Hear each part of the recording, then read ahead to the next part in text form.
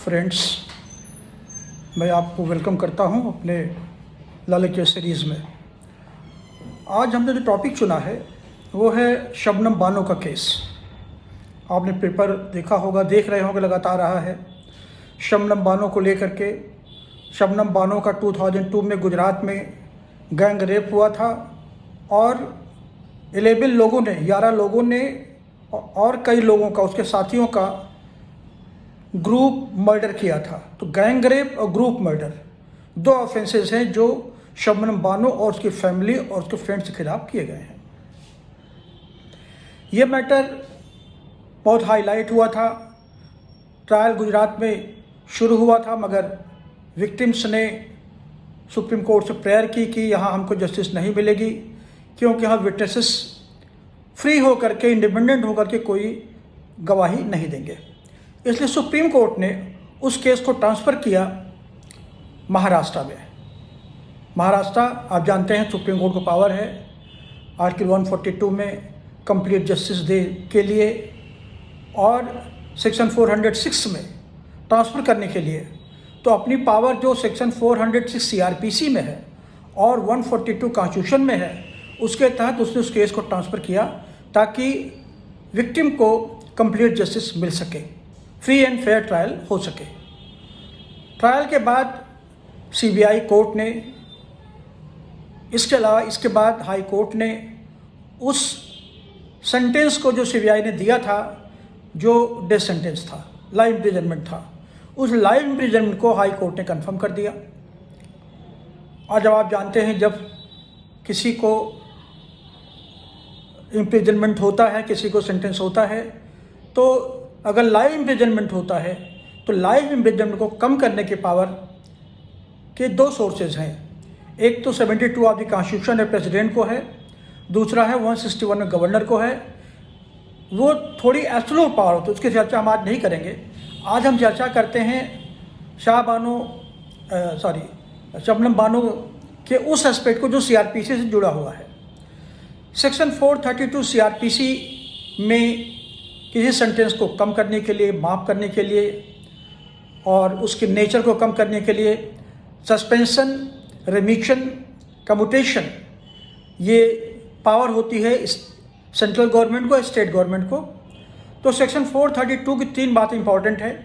पहला तो ये कि स्टेट गवर्नमेंट या सेंट्रल गवर्नमेंट तब काम करती है जब वो कोई ऑफेंस सेंट्रल ऑफेंस से जुड़ा हुआ हो या सीबीआई जांच करती है।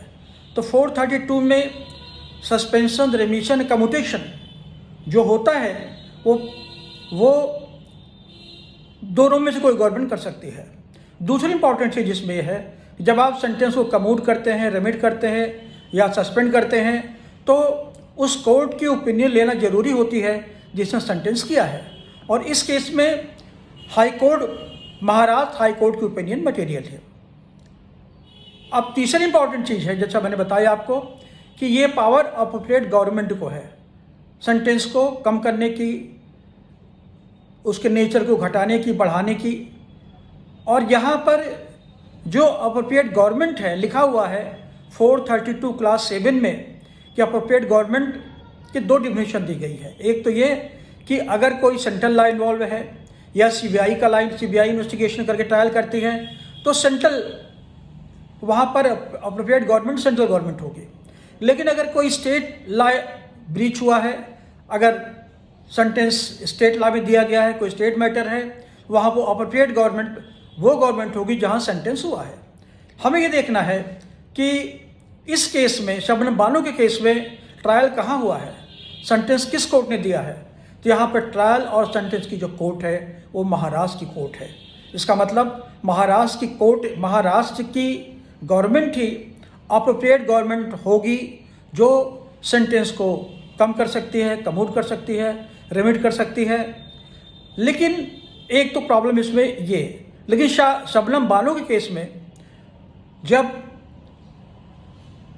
जो कन्विक्टेड थे, जब वो लोग हाई कोर्ट में गए अब प्रेयर लेकर के, हाई कोर्ट ने इसे कंफर्मेशन करने से मना कर दिया। इसका मतलब कि जो गवर्नमेंट ने, गुजरात गवर्नमेंट ने जो कम्यूटेशन किया था, जो कमी की थी, सेंटेंस में उसने कहा कि 14 साल के बाद भी हम नहीं कर सकते। तब ये आते हैं ये लोग सुप्रीम कोर्ट में।